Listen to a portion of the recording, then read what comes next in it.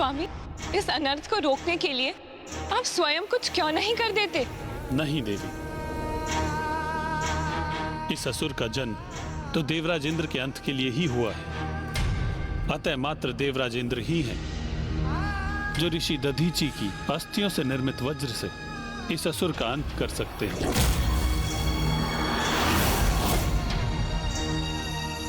देवताओं का विलंब कहीं अनर्थकारी ना प्रमाणित हो जाए।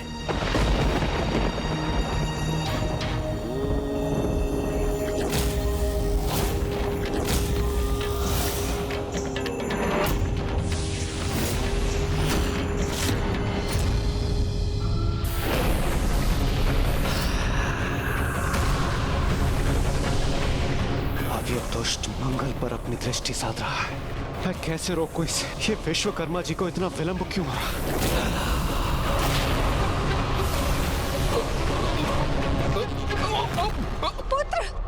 माता, प्रतीत होता है ये वृत्तासुर आपके पुत्र मंगल को निगले जा रहा है। पुत्र मंगल!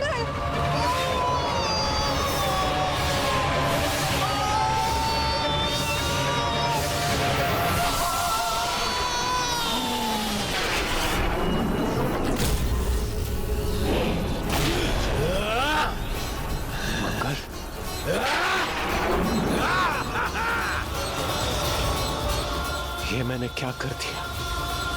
कैसा भयंकर संकट उत्पन्न कर दिया मैंने अपनी एकमात्र भूल से। यदि मैं इसे रोकने में सक्षम होता तो मैं इसे अवश्य रोकता।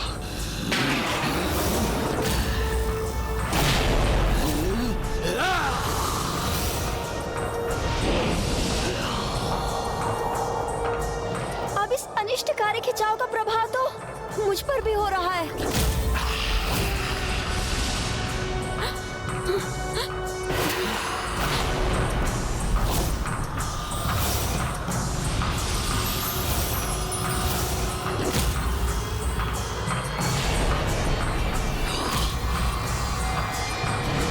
दुष्ट असुर, रोक दो अपने इस विनाश को। मैं तुम्हें सावधान करता हूं।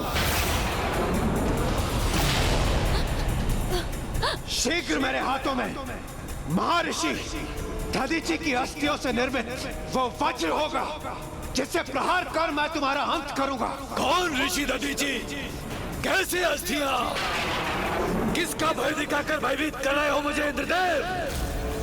महाशक्तिशाली हूं मैं, वृत्तासुर हूं मैं। तुम मुझे किसी भी शस्त्र से तनिक भी क्षति नहीं पहुंचा सकते इंद्रदेव। किसी में भी इतनी शक्ति नहीं है कि मेरे सम्मुख आके मेरा सामना करे।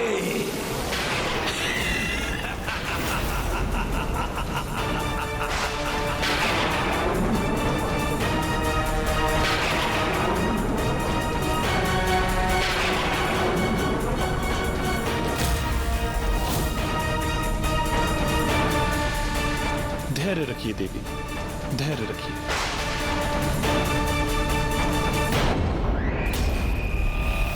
जहाँ स्वयं त्रिदेव असफल हो जाएं, वहाँ किसी साधारण ऋषि की अस्थियां क्या कर लेंगी इंद्रदेव?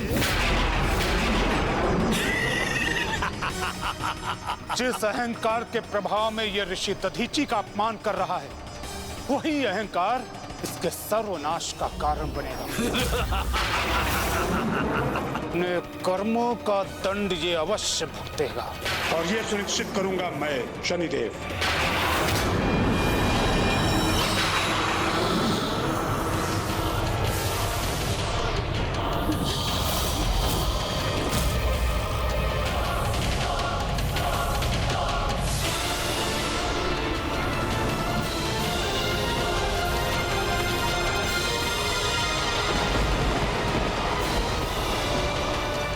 शनिदेव का वृत्तासुर के मुख में समाने के पीछे यही उद्देश्य था कि वो उस दुष्ट पर अपनी घातक दृष्टिपात कर सके। एक और तो पृथ्वी पर विकराल संकट छाया हुआ था जो देवराज इंद्र से देखा नहीं जा रहा था,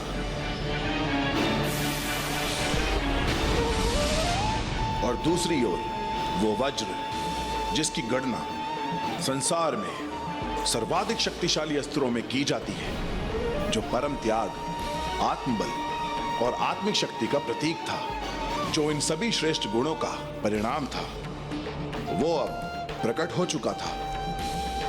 किंतु अभी इंद्रदेव उसे धारण कर पाने में अक्षम थे।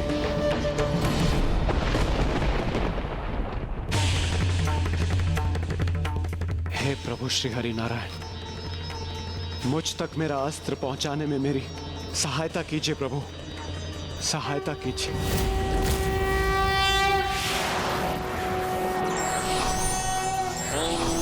देवासो एकादशस्त्र अपसुषतो महीनेकादशस्त्र ते देवासो यज्ञमिमं जुषध्वम्।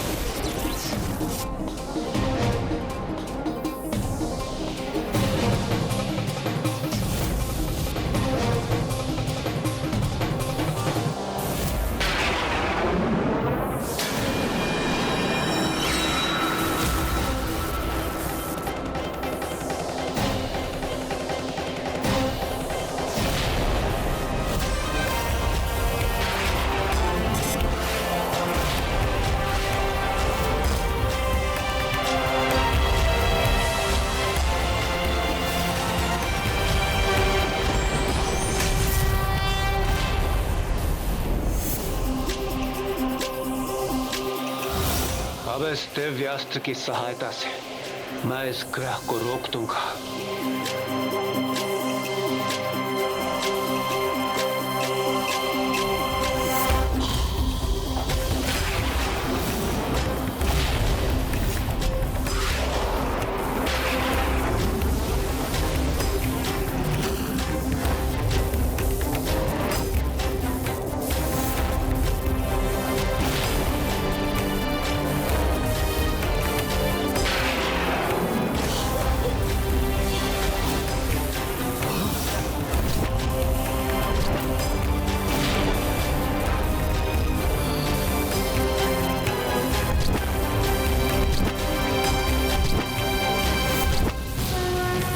जय श्री हरि नारायण।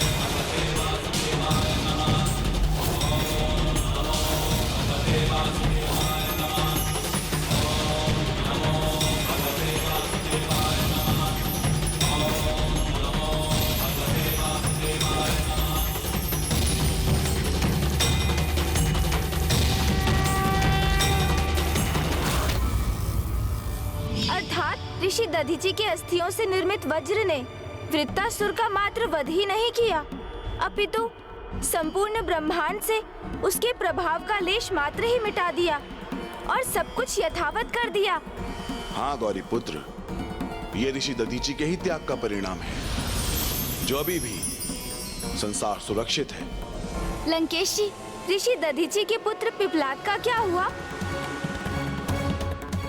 महादेव के प्रथम अवतार और मां द्वारा दिया हुआ प्यारा नाम पिपलाद, उसके पश्चात बालक पिपलाद का भरण पोषण पीपल वृक्ष ने ही किया। उसी की छाल उसके वस्त्र बने, उसी की छांव गरोंदा, तो उसके पत्तों से बालक पिपलाद ने अपना उदर भरा। अब मुझे ज्ञात हुआ कि भक्त क्यों पीपल वृक्ष की महानता और महिमा को इतना महत्व देते हैं। उनकी जड़ में दुग्ध क्यों न्यौछावर करते हैं?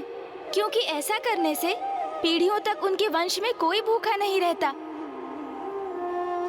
पीपल तो उनके संरक्षक हैं, जो संसार में सर्वथा अकेले हैं। सभी अनाथों के नाथ हैं वो।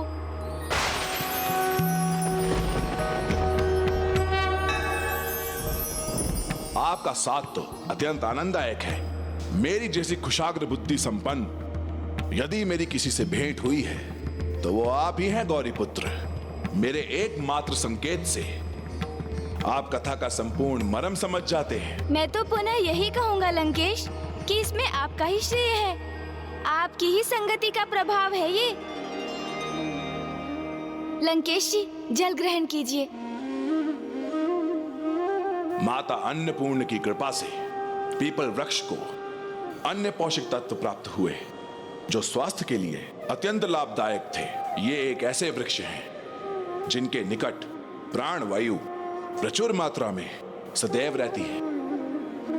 उसी पीपल वृक्ष के छत्र छाया में पलकर शिशु अवस्था से बाल अवस्था में पहुंचे प्रभु पिपलाद।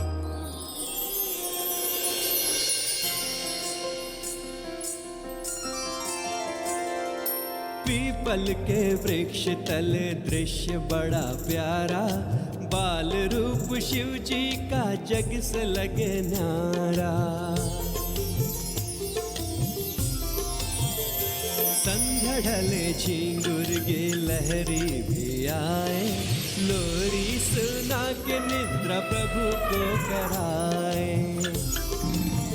ओ पीपल तले जागे सोए पत्रों को खाया, बाल से बालक बन के ज्ञान वही पाया। बालक ने शिव समान रूप जो दिखाया, माता के संग हर कोई खिंचा चलाया। पीपल के वृक्ष तले दृश्य बड़ा प्यारा, बाल रूप शिव जी का जग से लगे न्यारा। पीपल के वृक्ष तले दृश्य बड़ा प्यारा, बाल रूप शिव जी का जग से लगे न्यारा। हो मंत्र मुग्ध हो के सभी पक्षी चले आए, मंद मंद गीत गा के प्रभु को जगाए। पीपल के पत्र जल की बूंदें गिराए, मुख में भर के उनको प्रभु खिलखिलाए। पीपल के वृक्ष तले दृश्य बड़ा प्यारा, बाल रूप शिव जी का जग से लगे न्यारा।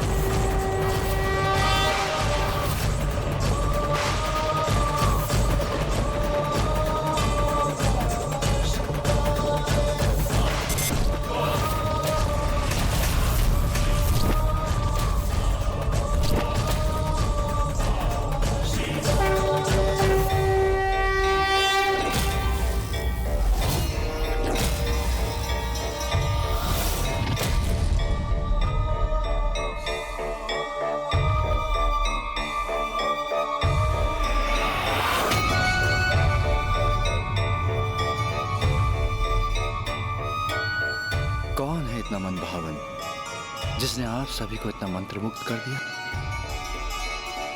आपके ही बाल स्वरूप में स्वामी, अत्यंत मनोहर है आपका ये रूप।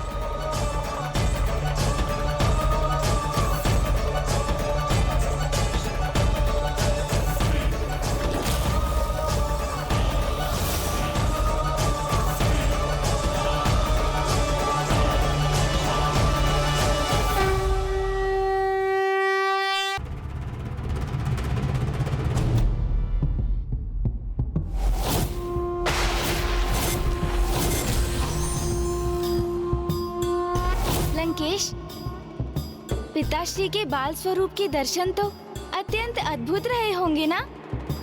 इसीलिए तो समस्त कैलाशवासी उनको देखकर भाव विभोर हो गए। पदेत्वर्चने पतति नमन कस्य न बचा, अर्थात मेरे प्रभु महादेव शिव शंकर शंभु अपने प्रत्येक रूप में अद्भुत है। ऐसी अनंत महिमा है उनकी, ना मन, ना बुद्धि और ना वचनों से उनकी पूर्ण व्याख्या संभव है। और प्रभु के अद्भुत दर्शन का ऐसा अलौकिक अपूर्व आकर्षण था जिससे सम्मोहित होकर कोई भी उनके निकट आने पर विवश हो जाता था। जैसे कुछ दिवसों के उपरांत ही शिव बाल रूप के दर्शन करने हेतु देव श्री नारद स्वयं वहां पहुंच गए और फिर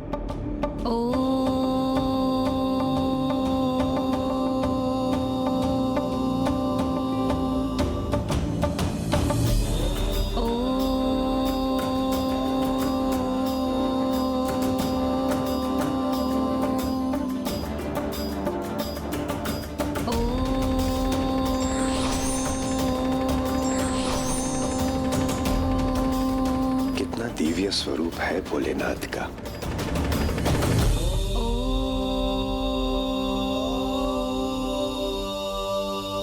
हे प्रभु पिपलाद, मैं आपके दर्शन पाकर धन्य हुआ।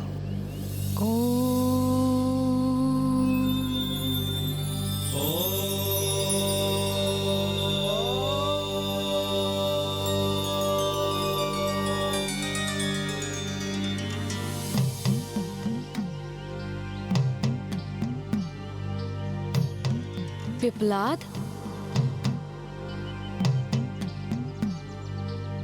जगत में तुम पिपलाद के नाम से विख्यात हो।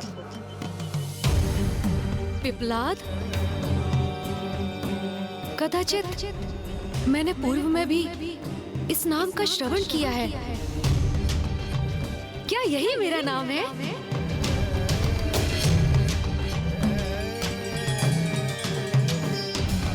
पिपलाद,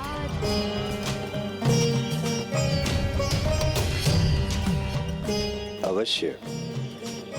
आपको ये नाम स्वयं अन्नपूर्ण माता ने दिया था, पिपलाद।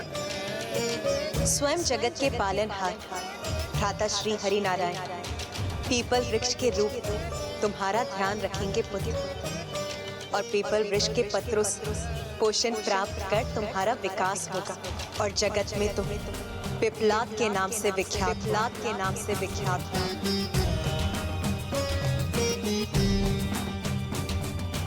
तो क्या आप ही मेरे पिता हैं और मुझे मेरी माता के निकट ले जाने आए हैं? स्वयं जगत पिता के स्वरूप होकर ये मुझसे कैसा प्रश्न कर रहे हैं? मुझसे पूछ रहे हैं कि क्या मैं उनका पिता हूँ? निसदा मदसा सा गरे सा निसदा मदसा। मैं तो सन्यासी हूँ। ऋषि नारद मेरा नाम है। हाँ? नारद, देवर्षि नारद। ओह, प्रणाम ऋषिवर।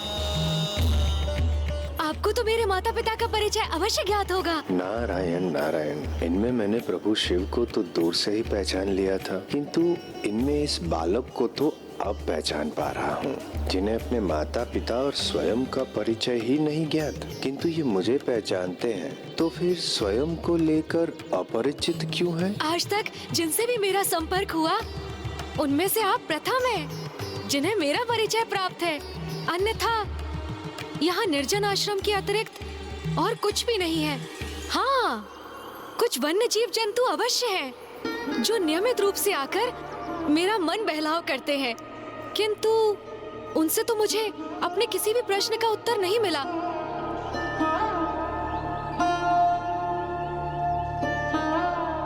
फिर इस पीपल वृक्ष की छाया ने ही मुझे मेरे माता पिता का स्नेह दिया, मेरा पालन पोषण किया। मैंने इनसे प्रश्न किया, मुझे तो कोई उत्तर नहीं दिया। किंतु इनके पत्तों की सरसराहट से ओम की ध्वनि प्रस्फुटित हुई। मैंने निरंतर ओम शब्द का जाप किया तो मुझे ज्ञान प्राप्ति हुई, परंतु स्वयं अपना परिचय ज्ञात न कर सका कि मैं कौन हूँ, क्या हूँ, मेरा अस्तित्व क्या है। बस इसी आशा में प्रतीक्षा करता रहा कि मेरे माता पिता आएंगे, मुझे ढूंढेंगे, और तब से मैं यहीं पर हूँ, इसीलिए यहाँ से कहीं दूर नहीं गया। तो फिर मुझे बताइए ऋषिवर नारद, कौन है मेरे माता पिता और वो अभी तक मुझे लेने क्यों नहीं आए हैं? कैसे बताऊं इस नन्हे बालक को कि वो नरजीवन आश्रम इनके माता पिता का ही है। कैसे बताऊं इन्हें कि अब वो जीवित नहीं है और जिनकी ये इतनी आतुरता से प्रतीक्षा कर रहे हैं वो इन्हें लेने कभी नहीं आएंगे। और ये भी कैसे बताऊं इन्हें कि तब जो हुआ उसमें इनका कोई दोष नहीं था, वो तो बस शनिदेव की दृष्टि का प्रभाव था। देव ऋषि नारद के लिए उनके समक्ष संपूर्ण घटना को बताना अत्यंत कठिन था, किंतु प्रभु पिपलाद जी ने इतनी विनम्रता से आग्रह किया कि देव ऋषि उनको बताने में विवश हो गए और फिर उन्होंने प्रभु पिपलाद जी को सब कुछ बता दिया।